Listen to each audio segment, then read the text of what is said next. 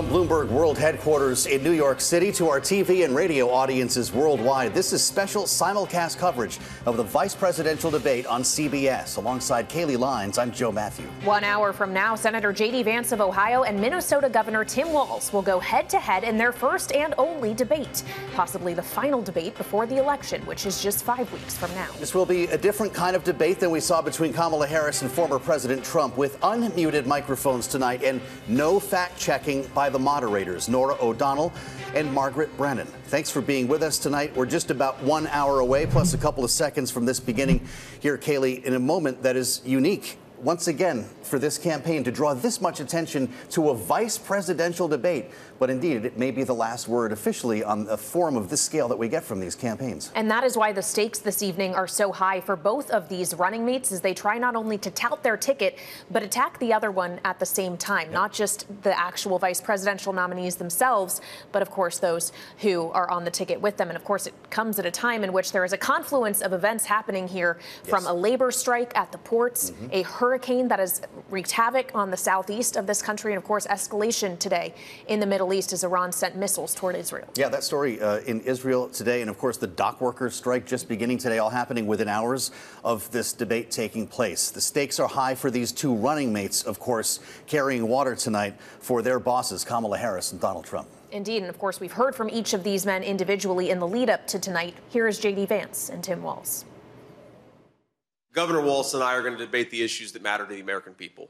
And what I'm going to try to show is very simple, that the candidacy, the team of substance, the team that actually has a plan, is the team of Trump-Vance. It's pretty obvious to us that Donald Trump and J.D. Vance do not share our values in any way. Elections have consequences. It is Donald Trump or Kamala Harris.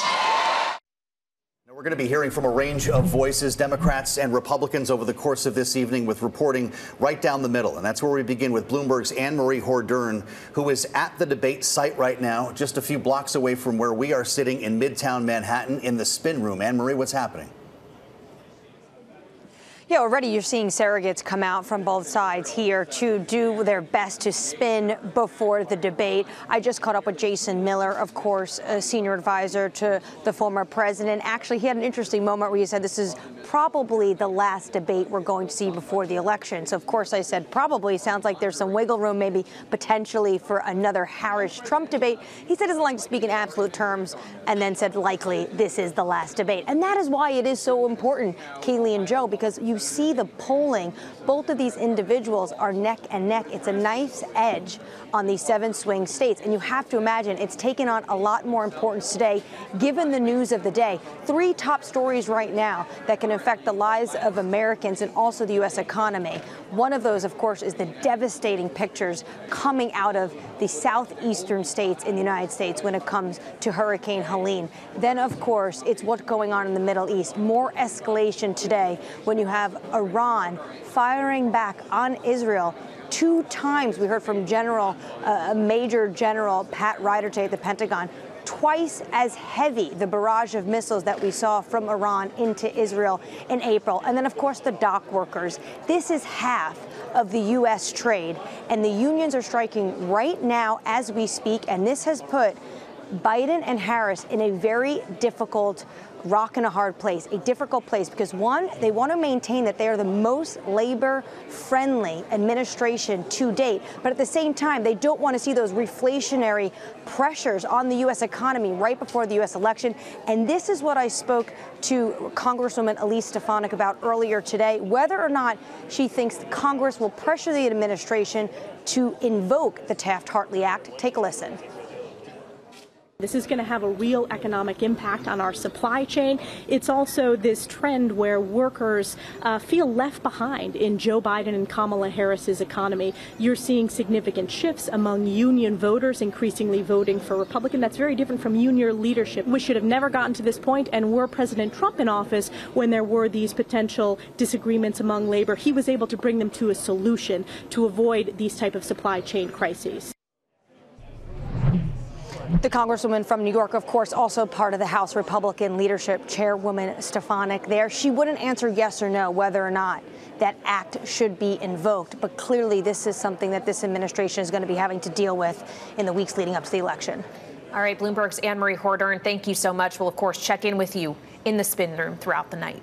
Now, earlier this evening, we had the chance to speak with Michael Whatley, the chair of the RNC, and started by asking him about the politics surrounding the response to Hurricane Helene. In terms of the political implications, look, let's make sure right now that everybody's okay. Let's make sure that the rescue efforts and the recovery efforts are well underway, and then we can stop and we can take a look at the political implications for it. Well, when we consider those recovery efforts, if it is repairing transitways, roadways, do you worry ultimately about the timeline here and that it may affect the ability of people in North Carolina or these other critical battleground states to actually vote? Yeah, and that's obviously a conversation we're going to have. And I know that the state boards of elections, the county boards of elections that actually administer the elections, they're going to have to do their damage assessments. They're going to have to wait and see kind of what's going to happen with it. You know, in Georgia, it seems that most of the damage was just power outages, and that when the power gets turned back on, hopefully they'll be okay, but maybe they won't, you know. So we're really going to just have to wait and see what it is.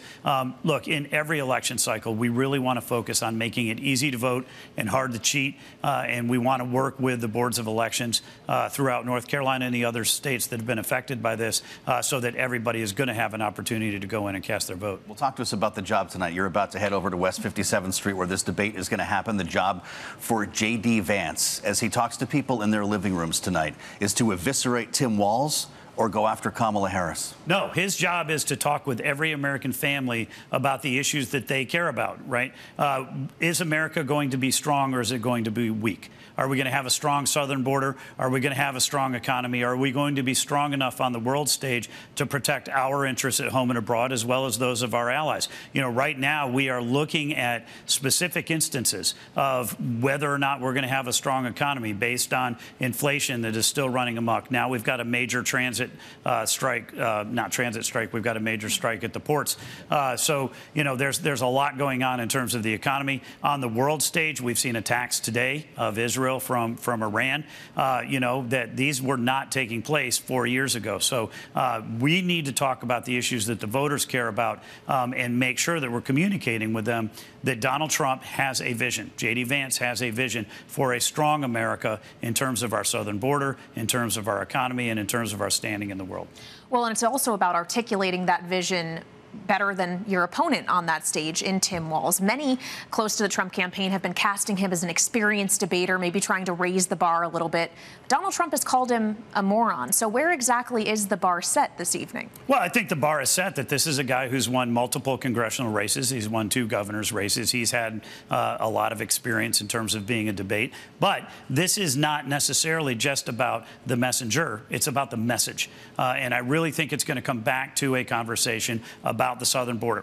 You know, Kamala Harris is the border czar who has led this administration in 94 executive actions to dismantle the most secure southern border that we've ever had and allow 10, 12, 15 million illegal immigrants to come across that border into the United States. A lot of them, we don't know who they are or where they are, but we know that there are tens of thousands of them that are convicted felons. They're convicted rapists. They're convicted murderers that are in the United States right now. They should not be in the United States right now. And the Biden-Harris FBI has said it's a clear and present danger to America.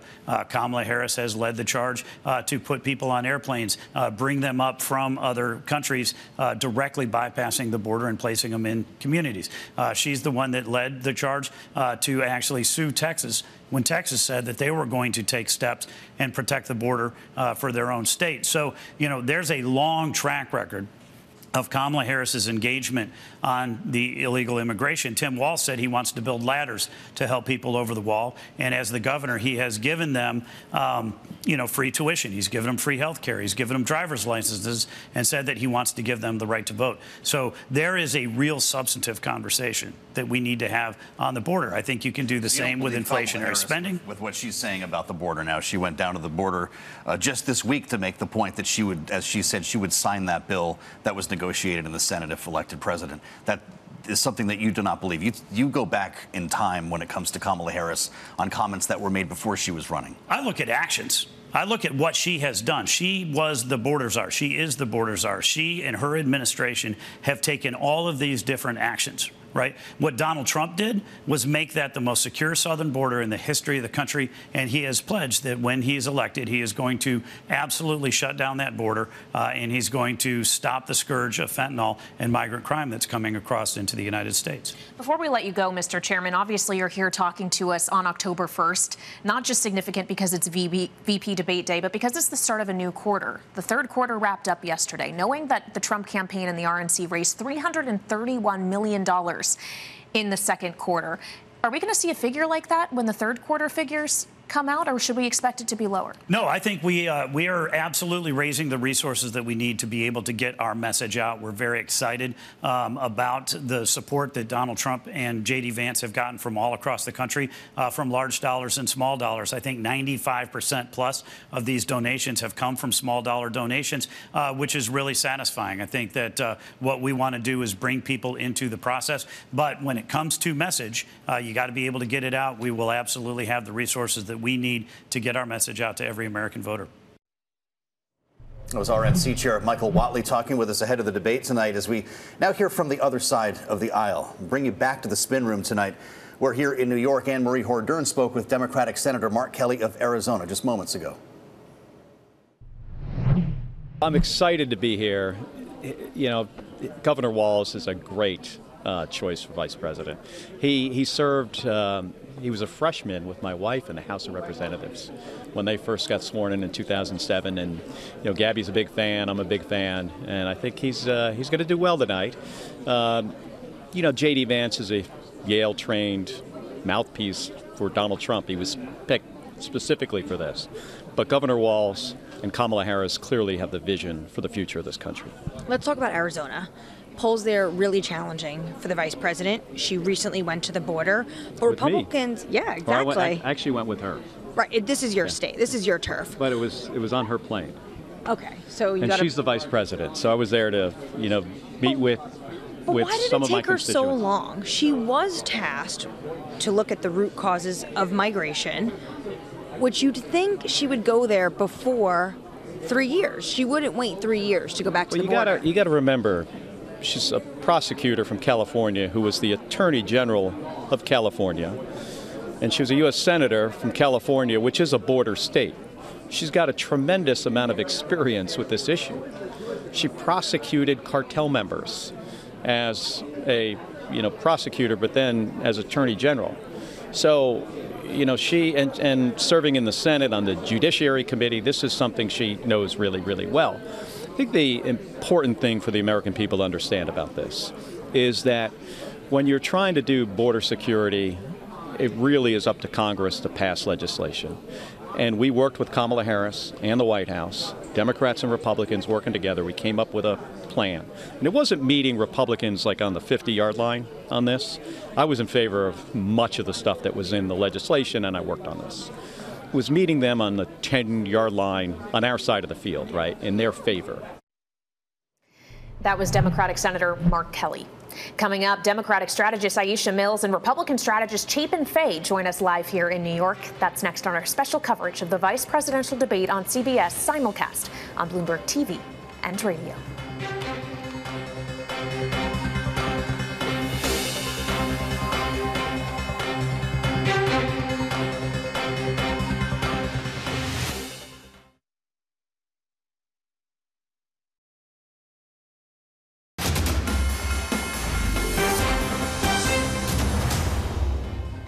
This is special coverage of the vice presidential debate on CBS, simulcast here on Bloomberg TV and radio.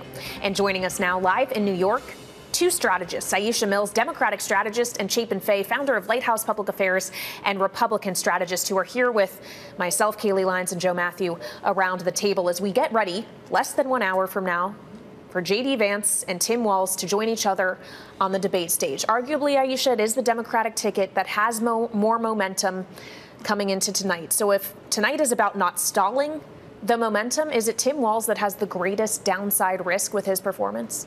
That's an interesting way to put it. I don't know that there is a downside risk because you have to remember that Tim Walz is a seasoned veteran politician and public servant. This man is not, new and green in the way that JD is, okay? He's coming to this from having decades, literally, of serving the people, of having been a legislator, of having done debates before, of speaking to the public. You see how warm and how engaged he is just on the stump. I don't think that he's going to have any problems, and so flubbing isn't really the issue here for him, in my opinion. Well, it's interesting because he's been trying to lower the bar, and I guess that's what you do going into these things. Talked about how he's very nervous. He doesn't want to disappoint the boss. He hasn't spent time like this on the national stage. What do you make of that when you hear that kind of gaming ahead of the fight? Well, it's the expectations game. Yeah. Either he's ready to kill it and lower the expectations, or he needs the expectations lower.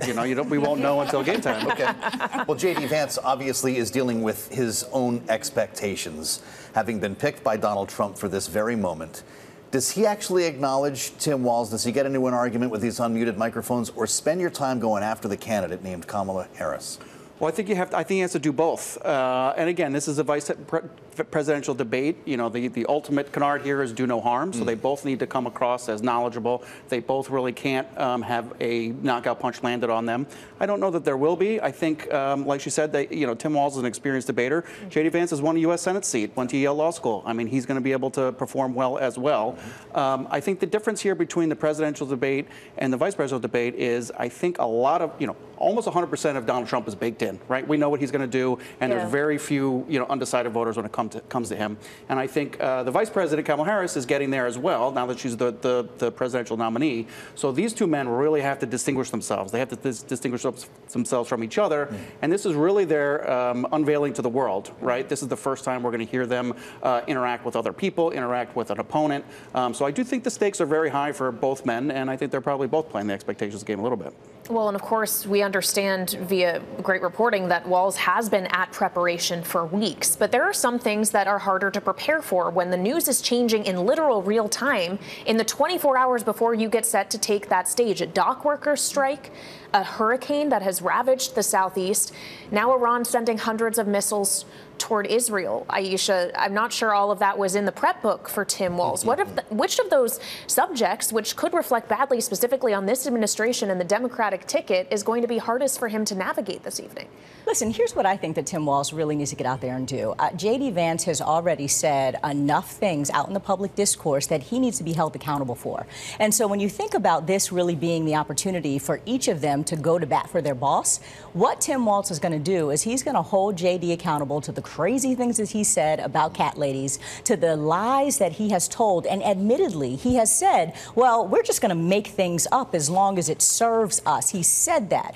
I think he's going to call into account the fact that he has completely flipped his opinion on Trump, the guy that he's now running with, right? Because he was a never-Trumper, and he thought that Trump was the worst thing ever. And all of a sudden, he wants to be his VP. And so, to your point about the current affairs, I think that there's so much that's happened in the last 6 weeks that all Tim Walz needs to do is to remind us of the crazy things that J.D. Vance has said and done, and then call him into question for it and see what he has to say for himself. And let him speak for himself. And I think the American people are going to watch that, and we'll know who wins that, because you just don't win when you're J.D. Vance literally diminishing more than half the population in terms of women. I create stories, I think was the line that you're referring to. J.D. Vance was asked about Springfield eating cats and dogs on Sunday morning television. He's got to be ready for that, right? Tim Walz is coming and talk about rounding up geese, cats, and dogs in Springfield. I suspect cat ladies will come up tonight as well. And he boils this all down to a word that we keep hearing: weird. Well, listen, J.D. Vance, all he has to do is point out of the very lengthy public records of both the top of the ticket and the vice presidential candidate on the other side. If you like the way things are going in America or internationally, then by all means vote for, Tim Walz and Kamala Harris. But I hope we don't see, like we did the last debate, the incumbent saying, vote for me, we're going to turn the page, and it's going to be a new way forward. If a Republican candidate, presidential candidate, had stood up and said that, if George H.W. Bush had said, we're going to go in a new direction after 8 years of Ronald Reagan, he would have been laughed off of the stage. So I'm curious to see, how Tim Walz will handle their very lengthy public records, which are up for debate. But let's talk about the new direction, though, because what I find most interesting, and talk about the momentum in this campaign, is that Kamala Harris came into this obviously way down below Donald Trump in terms of how people view him on the economy, in terms of being the best candidate. What we have seen in the polls is a real narrowing of that difference now, because pretty much every major economist, independent, has come out and said that the future that Trump is planning is going to be horrible for the economy, is going to boost inflation, is going to eliminate jobs, is going to decimate manufacturing. And so when you look ahead, and this will probably come up, to whose policies are best for America, I just don't think that they have anywhere to stand. And Tim Walz can go in on that because of so much that he's done as governor, as well as standing on the track record of the Biden administration and the growth that we've seen and where we're going. We're spending a lot of time talking about a vice presidential debate. I don't know if you ever thought you would see this. Is it worth this level of urgency, as it is essentially the last word from the campaigns on a national stage? I mean, my philosophy has always been that debates don't matter all that much unless someone screws up, right? So they both need to not screw up. Though I do think this is a little different. Like, for Kamala Harris and President Trump, we all know their records fairly well, right? And I think most of America knows who those two people are. I don't think that's the same for J.D. Vance and Governor Walz, right? And I think they have to, I think it's a high bar they need to get over. Both of them need to get over, and they both need to achieve a win. I think what we're going to likely see is what happens every time. They're both going to claim victory. They're both going to, have reasons for that's legitimate and not legitimate, and we'll see, right? I mean, that's what's probably going to happen. Well, what we'll see on display that's going to be fascinating is, remember, all politics is really about the little p, which is the people, right? And what people are going to see and feel today are two completely different ways of being in masculinity and presence. There is Tim Walz, who is a tender guy. He's a coach. He's a tough guy. He's a veteran, right? But he's also a father, and he's a loving, kind human. People keep comparing him to Ted Lasso, right? Then you're going to see a veteran and father also, for the record. Then you're going to see Vance, who is a misogynist, who believes that women's place is in the home, who believes that women who don't have children are somehow problematic to society. So and if that's your cup of tea, fine, right? But you're going to see that on display. And I think what's interesting about this vice presidential debate is going to be the contrast in human decency, dignity, and character, and that's what people will be judging at the end of the day. Well, we're just about a half an hour away. Indeed. This is going to be something to witness. Aisha Mills and Chapin Fay, great conversation. Thank you both for helping us set up for the big debate tonight. Of course, a big focus will likely be foreign policy following Iran's attack today on Israel. On the early edition of Balance of Power, we spoke with Democratic Congressman Jake Auchincloss of Massachusetts.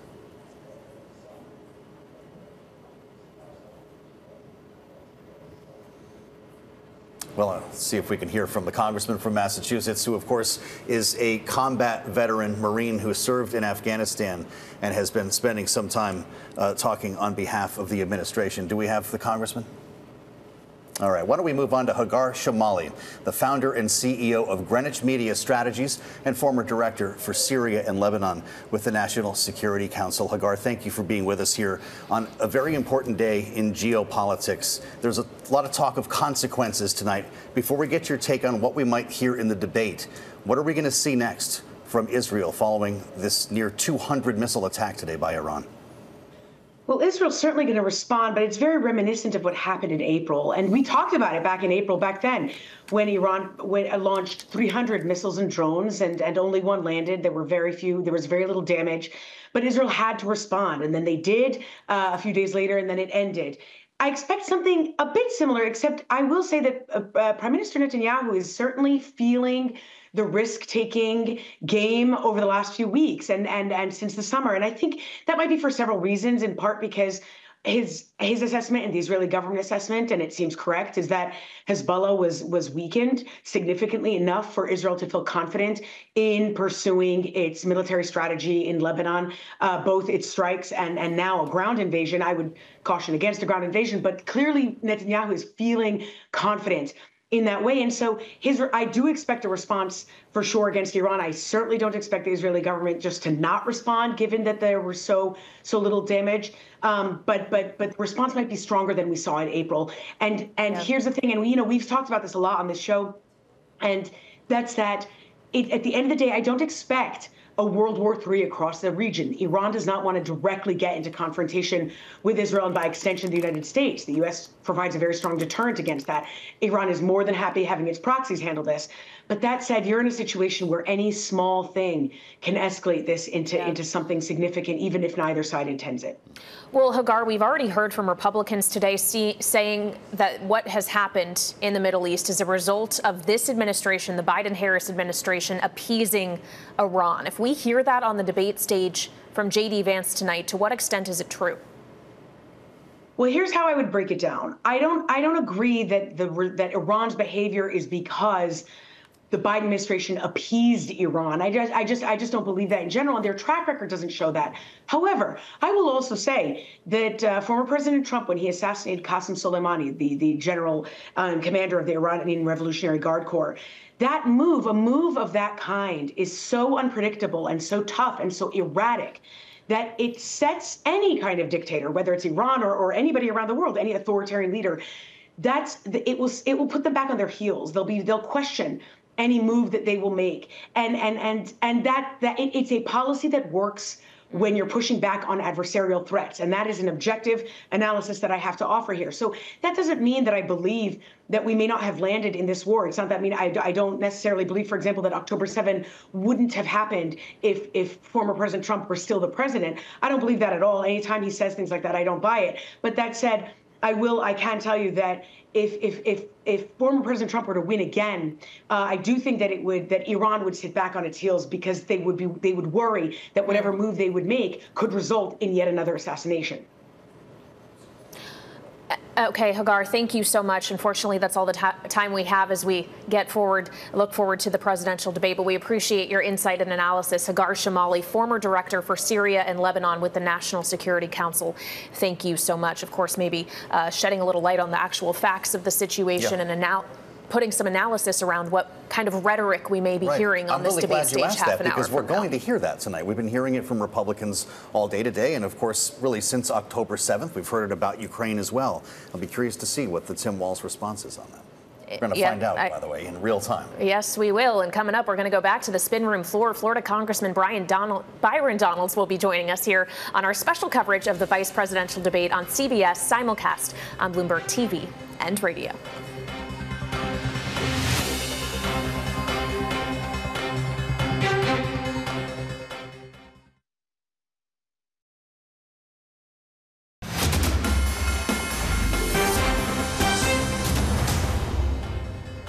This is special coverage of the vice presidential debate on CBS simulcast on Bloomberg TV and radio.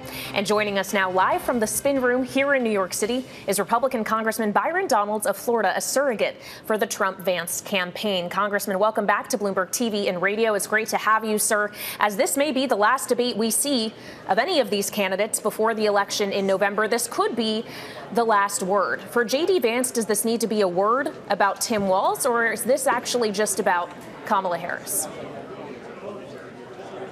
I think for J.D. Vance tonight, it's about laying out the future of what a Trump-Vance presidency looks like, the policy, the solutions to fix the issues that are ailing the American people. It's also the opportunity to hold Tim Walz and Kamala Harris accountable for the failures of the Harris-Biden administration, whether you're talking about the economy, immigration, obviously looking at foreign policy and all the crises that have hit our country in between.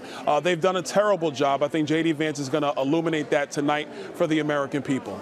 Congressman, I think of you as a bit of a brawler. I don't know if I'm allowed to say that, but I just did. So knowing that the rules are going to be a little bit different tonight, do you like this idea of unmuted microphones? Let's get to the back and forth before the American people. Listen, I don't have a problem with it. Well, first of all, I'm not really a brawler. I just bring the facts. Whether you like them or not is another matter altogether, but I'm going to bring them to you.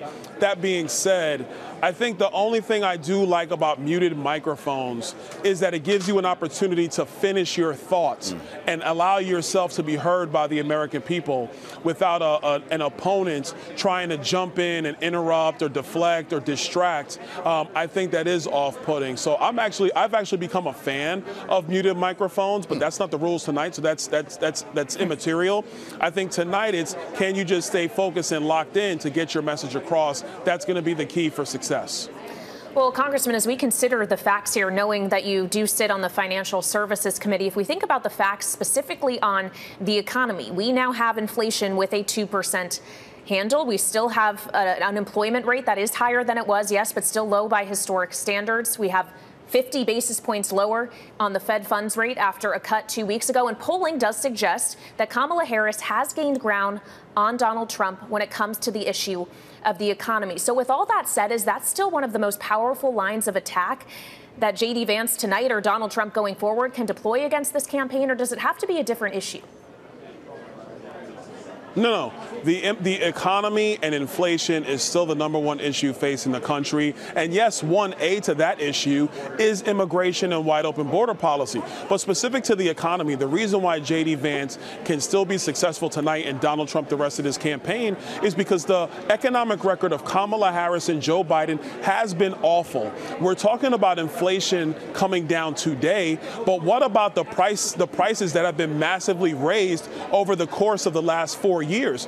Those prices have not gone down. It's just the rate of inflation has come down. You talk about the economy. We are stagnating in our growth. It's not like we're having 3 and 4% of economic growth year over year like under Donald J. Trump. We're not having that. We are having tepid growth right now. Tepid growth with higher prices leaves people falling behind. That's not the recipe for success for any economy, let alone the United States of America. So even though some of the measurables might look a little bit better today, that does not mean that the economic prospects of the American people are better than 4 years ago under Donald Trump.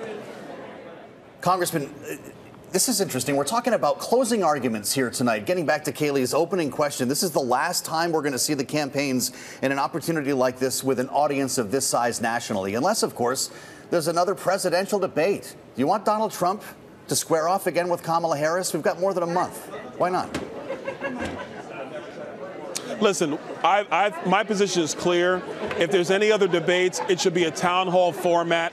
I believe it at HBCU. I know I'm on Bloomberg, but I think the network that should carry that is Fox News. That's my position. If Kamala Harris can't agree to that, then no, there's no more debates. And the reason why she doesn't want to agree to that is because she doesn't want to be held accountable by moderators who are going to be tough and question her record. She has dodged all the press so that her record cannot be questioned. She has dodged all the questions because she doesn't want to explain in detail what her philosophies and her policies are and what that means to the American people. So if she's not going to make herself available for that level of cross-examination, then there's no need for an additional debate. At this point, you go campaign, you make your point to the American people. But I will add this. The reason why Kamala Harris is asking for another debate really over the last week or so is because she sees the polling that we all see. She is falling behind the pace of Joe Biden and Hillary Clinton. And Donald Trump is actually positioned quite well to be the 47th president of the United States.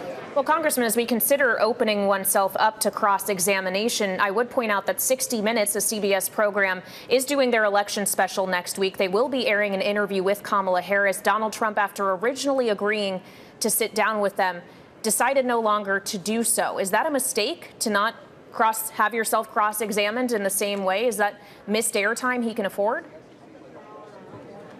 No, I don't think so at all. Because nobody frankly, in any part of the country is questioning, does Donald Trump do enough media interviews or has Donald Trump made himself available? The only campaign actually going into the lion's den, if you will, doing town halls, doing media interviews, has been Donald Trump and J.D. Vance. Kamala Harris and Tim Walz are nowhere to be found. She did her fifth interview yesterday, and that was the All in Smoke podcast, and she didn't really get into any substantive policy.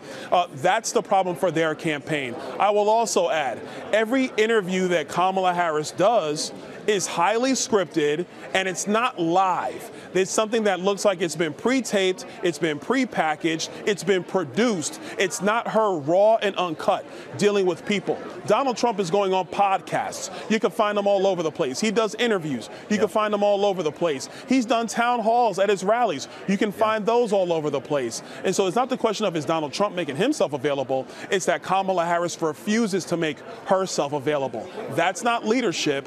That is creating a facade of a campaign that is not going to lead our country at a critical time. Well, I guess to Kaylee's point, though, she is going to get an hour to herself on 60 Minutes, and everyone can do that with that what they will. You mentioned the Smoke podcast that Kamala Harris spoke to this week. She said in that podcast that she wants to legalize cannabis. Donald Trump has indicated that as much as well with a ballot question that you're facing in Florida this November. Is that something that these two candidates agree on? Do you support legalizing pot? Well, look, I think that both of them have made their opinions somewhat clear. Donald Trump has made his view clear on Amendment 3 back in the state of Florida. We'll see what the voters of Florida will do with that. And, yeah, Kamala Harris made her point on that. But let's be very clear. Cannabis policy is not the issue facing the American people. Our economy is. Are you going to secure the border and deport illegal aliens who are in our country? Some of them who are causing violent crime. Some of them who are overwhelming our hospital system. Some of them who are taking resources from young kids in our schools right now. What's your solution to that? And one of the biggest issues growing right now is, what about foreign policy? Whose foreign policy is going to be better for the American people going forward? We have seen the foreign policy of Kamala Harris and Joe Biden. It is a disaster. No way to sugarcoat that. We've seen Donald Trump's foreign policy. The world was safest when he was president of the United States. We were not involved in any new conflicts. Those are the issues that still matter. Cannabis policy matters to some, but it's not the issue of this campaign. It's good to have you back, Congressman. We'll all be watching together. Republican Congressman Byron Donalds of Florida, a surrogate for the Trump-Vance ticket tonight. Thank you, as always, for the time on Bloomberg. Coming up, a conversation with the governor of Colorado, Jared Polis, ahead of tonight's matchup between Vance and Walz. Special coverage continues of the vice presidential debate on CBS, simulcast on Bloomberg TV and radio.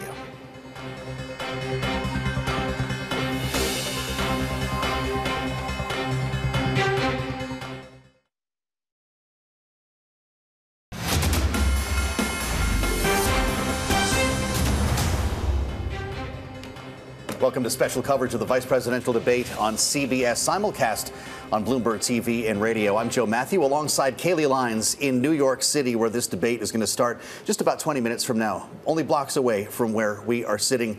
Kaylee, the stakes are high tonight. Rarely have we spent so much time focused on a vice presidential debate, but Tim Walz and J.D. Vance have their work cut out for them. Well, they certainly do, considering this is the last scheduled debating event of the election season, as Kamala Harris has floated joining Donald Trump on CNN on October 23rd. That is a request to this point that he has denied. And as we just heard from Congressman Byron Donalds, a surrogate for the Trump-Vance campaign, he thinks if anything happens going forward, it'll be on Fox. And it's very unclear if that's something Kamala Harris will agree to. Yeah, but interesting, this situation with 60 Minutes, also, same network we're talking about running this debate tonight. Their election special that was to feature both candidates, as you mentioned, is in the works for next week, and Donald Trump has apparently dropped out. That's going to mean a full hour of network TV coverage focused on Kamala Harris, which is something that would be rather expensive to buy.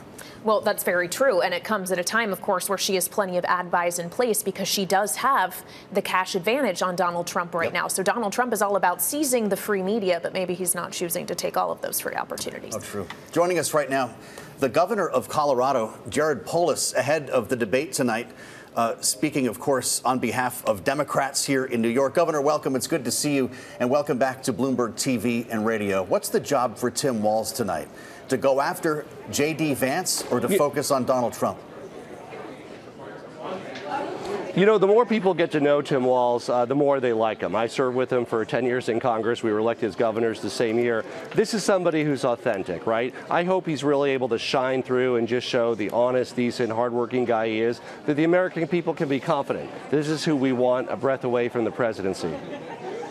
Well, as we consider someone who would be wanted a breath away from the presidency, it is, of course, the commander-in-chief role we're talking about. And the situation in the Middle East has gotten a lot hotter in just the last 24 hours leading up to this evening. Governor, with Iran firing hundreds of missiles in Israel's direction, even though largely they were intercepted. Knowing that in the primary campaign, what was then the Biden-Harris ticket, faced a struggle, Biden specifically, with an uncommitted vote in a number of states over questions around Israel policy specifically. Do you worry about that rearing its head again as we are now 5 weeks out from the election? How should Governor Walz be talking about foreign policy tonight?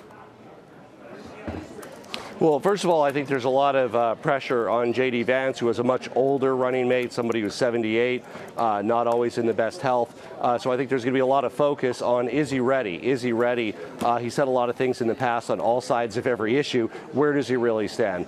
Tim Walz is somebody who worked on foreign policy for 10 years as a member of Congress, for 12 years. He's traveled extensively, gotten to know the world. Along with Kamala Harris, he's what we need to make sure that we move America's interests forward rather than return to the chaos days of the past. We need a thoughtful approach to make sure that we can maximize American influence across the world, grow and expand our economic relationships with other countries, as opposed to Donald Trump's 20% across-the-board tariff that would devastate American credibility abroad and cost Americans money, hard-earned money, raising prices by 20% on common household items. Donald Trump says he's going to go visit Aurora. I think that's still on the itinerary. I don't know if you have a date for us here, Governor, but Aurora, Colorado and Springfield, Ohio have, of course, become the center of this bizarre story or some bizarre claims about immigrants eating animals and so forth in Ohio, overrunning the town of Aurora. Do you know if the president is coming? And do you want to see Tim Walz debunk some of this tonight? You know, they haven't informed us if he is. I certainly welcome him to play a round of golf, to visit Aurora, one of our thriving metropolitan areas near the city of Denver, Colorado's third largest city. But I think what's on show here is how Donald Trump and J.D. Vance try to divide Americans, try to attack and divide, separating us, rather than focusing on what unites us, which is really what Kamala Harris or Tim Walz are doing across this campaign, saying we're all in this together. We want to make our community safer. Kamala Harris is somebody who's put criminals behind bars. She's tough. She's ready to make America safer rather than the chaos and the rhetoric that can only lead to more violence. Well, Governor, if J.D. Vance might face some difficult questions from the moderators around Springfield, Ohio, and cats and dogs, Governor Walz may face tough questions around his record of military service. If we recall back to his sit-down interview he did jointly with Kamala Harris on CNN, this is what he had to say about representation or misrepresentation of his service experience. Take a listen. We'll have you respond. The idea that you said that you were in war. Yeah. Did you misspeak, as the campaign has said? Yeah, I said we were talking about, in this case, this was after a school shooting, the ideas of carrying these weapons of war. And my wife, the English teacher, told me my grammar is not always correct. Governor, does he need to have a better answer prepared than grammar this evening? Look, 24 years, Army Reserve. Hats off to Tim Walz. Thank you, Tim Walz, for your service. I hope he's been practicing again on how to answer that effectively. This should be a point of pride. This is somebody who's been a teacher, who's been a soldier, who served in the United States Congress. He brings that diversity of backgrounds to the vice presidency to serve alongside Kamala Harris to move our country forward. Governor, you're the first openly gay man to serve as governor of Colorado. We're going to hear tonight about Tim Walz's policy when it comes to LGBTQ. In his time as the governor of Minnesota, J.D. Vance has already made an issue out of this. Donald Trump is using a nickname for him that I can't repeat on the air tonight. How forceful does Tim Walz need to be in defending his record? This is another example, like Aurora, like Springfield, where Donald Trump and J.D. Vance are dividing Americans, turning us against one another because of who we love or where we're from. That's not the America that Kamala Harris and Tim Walz are working to create every day. It's an America we can proudly all stand together in patriotism, supporting our country, where there's a place for everybody. Whether you moved to our country several years ago, no matter who you're married to, no matter who you love, that's a message that resonates with the American people, and it's really one that Kamala Harris and Tim Walz are driving home every day. All right, Colorado Governor Polis, thank you so much for joining us. We appreciate your time in the spin room this evening, sir. And coming up, we are just minutes away from the start of this first and only vice presidential debate between Walz and Vance. We'll have thoughts with our signature panel next on special coverage of this vice presidential debate on CBS simulcast on Bloomberg TV and radio.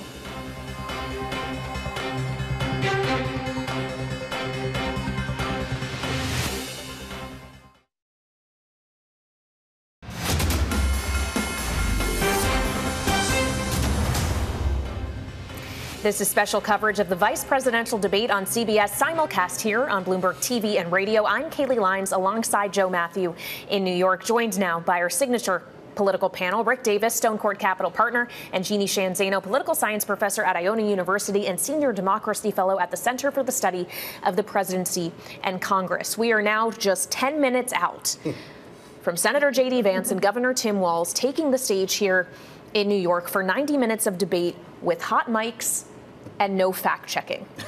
And a reminder, this could be the last time we see a debate of any kind of this election cycle. So the stakes certainly are high this evening. Rick, the question is going to be, to what extent is this capable of moving the needle in this race? You know, I think it's limited. I agree with you. The suspense is great, right? This is our last shot at the American public before they go into a deep sleep in 5 weeks. But the reality is this is the last shot. I mean, outside of closing arguments that'll start in just the next couple of weeks, this might get a little bit of a media attention. Probably not in Atlanta today because their baseball team's playing in a wild card game in California. So I wouldn't think that it's going to move the dial in Atlanta or suburbs. But the reality is this is it. This is the last chance they have. And so what kind of pressure that's going to bring to bear on two candidates, Walz and Vance, who have virtually no national experience. Vance, virtually no political experience of any kind, really. Just a couple of years in the United States Senate. Reminds me of Barack Obama, who had a spotty debating history. And so will one of them be helpful to their principle? I don't know. We've heard do no harm over and over again. If this is about do no harm, this is going to be a boring debate. Yes, indeed. There's a chance, I guess, that could happen. But when you consider Tim Walz in this campaign, he watched Kamala Harris have a pretty successful night, I think most people will agree, against Donald Trump. Obviously, the Trump campaign wouldn't say that. But what can Tim Walz learn from that performance and the result of that debate that he can use tonight? I think, first of all, I disagree with Rick Davis, which is very rare, but it's going to be very exciting, Rick. Okay, not boring. Second of all, I think what Tim Walz needs to do is he needs to defend Kamala Harris. He needs to reintroduce or introduce her to the American public, her agenda. Let's not forget, this is somebody who has only been paying attention to Kamala Harris for the last 2 months. I mean, it's a big, big hill to surmount when he's just gotten on this ticket. So he's got to do that. He's also got to show the American people that the Democrats are not socialist, communist, crazy leftist liberals. And he's got to poke holes in what J.D. Vance and Donald Trump are selling to the American public.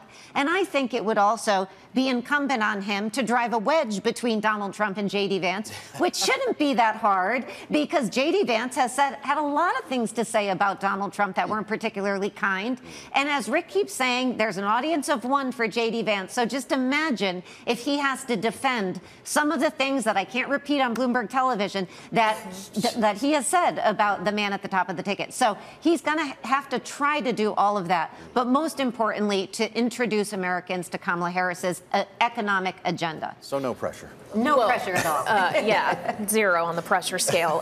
But when we consider J.D. Vance and his attacks on Tim Walz and Kamala Harris, for that matter, what we've seen largely from all Republicans attacking against them is that they're liberal and too far left. They've tried to express themselves as being moderate and at the center. How difficult is that line going to be walking for Tim Walz tonight, knowing his record as governor of Minnesota and some of the legislation that has been passed under his watch? Yeah, it's a great question because, of course, the phrase we've heard is Gavin Newsom in a flannel shirt, and they're going to try to define him, even though Gavin Newsom is trying to be a little more moderate these days. And so I think what Tim Walz has to do is remember, he can't get in a position of defending his record. He is up there to introduce people to Kamala Harris's plans for the American public. So he can't get defensive and spend too much time. That means he needs to do what J.D. Vance is very good at, which is counter-punching. J.D. Vance, if you look back at his debate with Tim Ryan in the Senate race that he ran, he's very good at counter-punching. Unlike Donald Trump, when he was asked about a question with Kamala Harris, and he was asked a question and he pivoted and in the wrong direction, J.D. Vance was very good about taking an abortion question and pivoting to immigration in that debate. So he's going to have to do that tonight, Tim Walz. Yep. And, of course, J.D. Vance, I am pretty sure, is going to be able to do that because he's very, very good at this. Rick, you know what it's like to prepare a candidate without experience on this level for a night like this. A lot has been said about the level of preparation that both of these candidates have taken on, different than the contrast we saw with Harris and Trump. They've both been doing mock debates, running lines.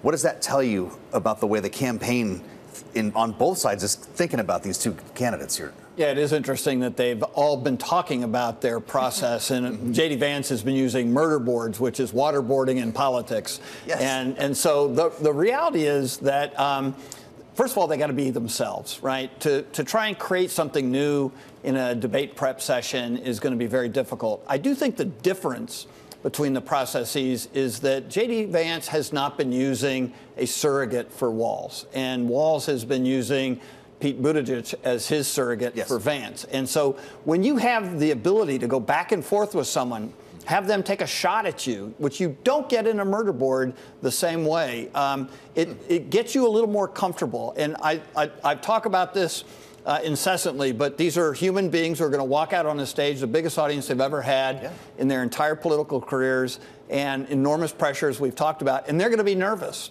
And we saw how nervous Kamala Harris was when she walked out. The first 10 minutes of her debate with Donald Trump, I mean, you know, you just wanted her to take a deep breath.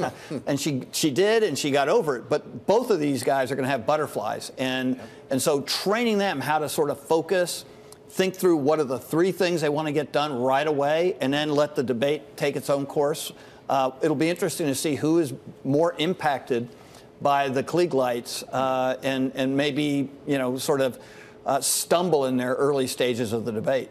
Well, and when we think about the kind of trifecta of bad news that has come for the U.S. and the world in the days leading up to this debate, a dock worker strike, a hurricane, and now missile launches against Israel sent by Iran in the Middle East.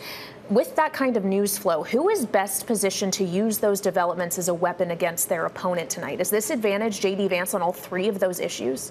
Well, I think it's an advantage on J.D. Vance if there was something happening that that was a problem for the Biden administration. In other words, dock workers, yeah, you could make an argument that has potential backlash, but you can lean in on that and say, no, we're for the dock workers. We think they should get a good pay package out of the corporations that are keeping them from being able to prosper. I think that you would be hard-pressed to say anything negative about the U.S. response to the attacks from Iran, right? I mean, we did exactly what we promised to do. We helped protect Israel. And I would say the biggest question is how are these 2 candidates going to handle the hurricane? Because you have a lot of states, Georgia and North Carolina specifically, who are heavily impacted by this. And are they going to try to use that as a political ploy like Donald Trump did when he went to Georgia? Yes. Or are they going to take a different tone? So I agree with you. It's been just a target-rich environment when it comes to incredible news stories. But I have a hard time trying to figure out, like, who has the net advantage. It'll depend on how they spin it tonight. Can J.D. Vance disagree if he has an audience of 1? Can he disagree with any of the things that Donald Trump has said? For instance, Governor Kemp couldn't get Joe Biden on the phone. Kemp says did get him on the phone. Federal government was there to help Georgia. Some of the other things that we've heard about both candidates. Kamala Harris wants to legalize fentanyl. She's mentally impaired. Does J.D. Vance have to parrot all of those lines? Yeah, you know, I don't think he's going to fact check Donald Trump. No. I think he's going to stay away from that. I think he's very good at pivoting.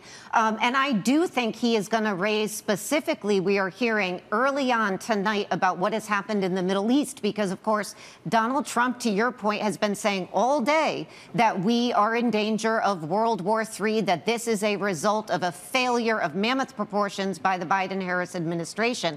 I think we're going to hear J.D. Vance lean in on that in particular. And of course, I'm really interested to hear how Tim Walz responds to that. Yes. And, you know, on the issue of what has happened down south and the horrific, you know, what has happened with Helene is the question of climate change. And I do hope we hear that, because over the weekend, Donald Trump was saying it's a hoax. All right, Rick Davis and Jeanne Shanzano, our signature political panel, will stay with us throughout the debate that is about to take place just a minute from now and, of course, help us recap afterward. We're about to see 90 minutes of what could be spirited conversation between these 2 and the moderators, with a reminder that the mics will stay hot and the moderators will not be fact-checking either of them. Just like an episode of Balance of Power. We always keep the microphones open around here. Not far from where we're sitting. In fact, we were just showing an image for our TV audience on West 57th Street here in Midtown Manhattan. The CBS Broadcast Center. There we see it. The site here. Of course, the candidates are ready to go here in a room that will not include an audience. That part will be the same as the prior 2 debates that we have brought to you here on Bloomberg. We're going to have voices from the spin room following the debate, so stay with us here as we bring you now the vice presidential debate on CBS, live from New York on Bloomberg TV and radio.